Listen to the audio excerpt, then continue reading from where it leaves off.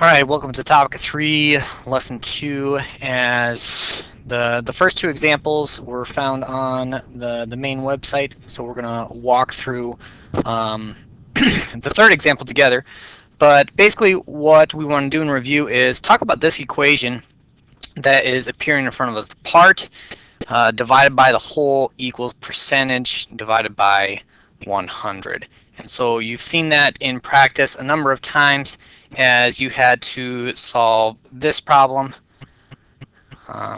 equals the percentage over 100, and then you also had to solve this problem, which was 175 over 100. So the second example that you did, this one here, shows that this equation can be rearranged because they're equal. So if I completely flip the sides, that's okay, and we're going to use the same procedure. Just to double check our understanding, we realize that we're doing this, multiplying by 100 here. So these, of course, cancel each other out. So 9 times 100 is 900 divided by 12. And in the end, came away with an answer of 75%. So 900 divided by 12 equals 75. All right, so if you didn't see that, that's how that works. And then here we multiplied by 4 on both sides. And so in the end, right, these 4s would cancel out then, and then you have a couple different things you could actually do here. You could simplify before multiplying.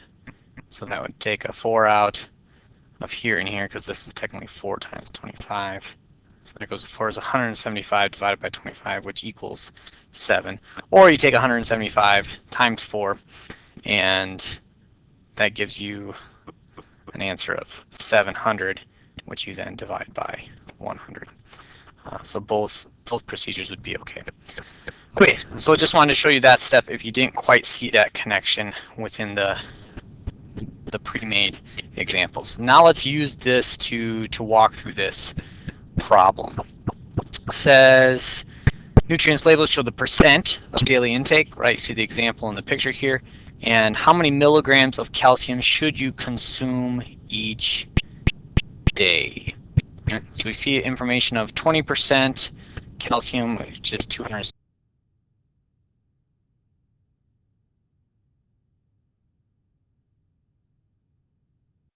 So we're going to walk through those ideas. All right. So writing a percent proportion to find the amount of calcium. So we're going to use this. We want to use that technique. We want to use the technique that says part over whole equals P for percentage over 100. So we got to start taking what we know and plugging it in. So what we're told on the box is 260 milligrams. So that would be a part of it. And we know it's a part of it because we see that 20% over here. And so just like you're seeing the work on the opposite side, we are going to work with this. Right? Now the work here gets a little different because we want to isolate the variable. By isolating the variable, we have to start to rearrange things. So you can see a lot of rearranging taking place here. So let's talk about what they actually did to get that W completely and utterly alone. Okay.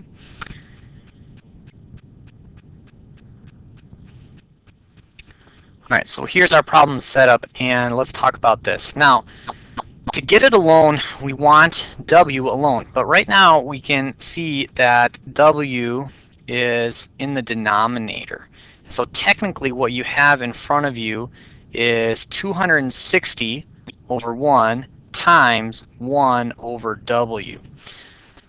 So instead of moving the 260, what they showed you was first they're going to move the W. Right? So that's the step right here. They're moving that W to allow that to take place. Right? So to do that, right, builds in an extra step in there, right? But we multiply by W on this side, and that's going to eliminate the W's on this side. But if I multiply by W on one side, I'm going to do it again on this side. So now I have a new problem, which looks like this. 260 equals times W, just like that. Right? Now, in theirs, they showed it like this. They put the W real close. And I'm choosing not to because, honestly, I think it makes it more confusing. Keep it separate because that's how we want to understand it as we continue moving forward. Our next step, though, is to then say, okay, now to get this W alone, right now I'm multiplying by W, so this fraction is being multiplied by this W.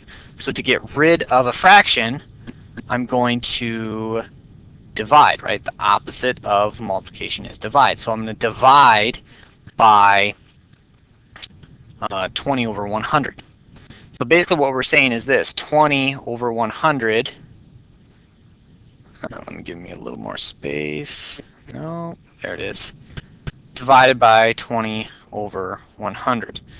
Now that fraction there is pretty complicated and looks kind of confusing, but just take a deep breath. Now I can hear you letting that relaxation go out, because you understand that to divide by a fraction, right? So we have a fraction divided by another fraction. That's really like saying this. Right? We're going to multiply. I can hear you. Right? I hear you in the future saying, by the reciprocal. Right? By the reciprocal. Multiply by the reciprocal. So now what that's going to do is that's going to eliminate all of this. Right?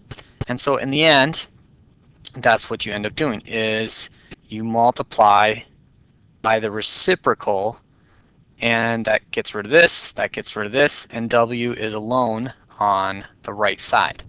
So now W is over here all alone. We have this 260, and since we multiplied by the reciprocal, right, did all that crossing out, we have to do the same thing over here. So now we put that 100 over 20, so multiplied by the reciprocal, multiply it by both sides now, and come away with this number divided by, let's do that number, by that number, and get a final answer, right? Zeros are going to cross out, and you're going to get 1300, which equals W.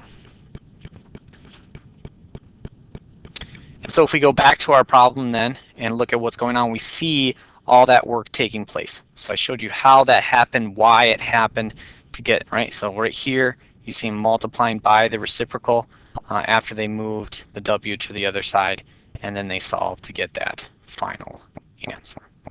Okay, so in hindsight, we can say, okay, there might be some extra steps in here as we deal with more complex numbers, but these are steps that you know how to do.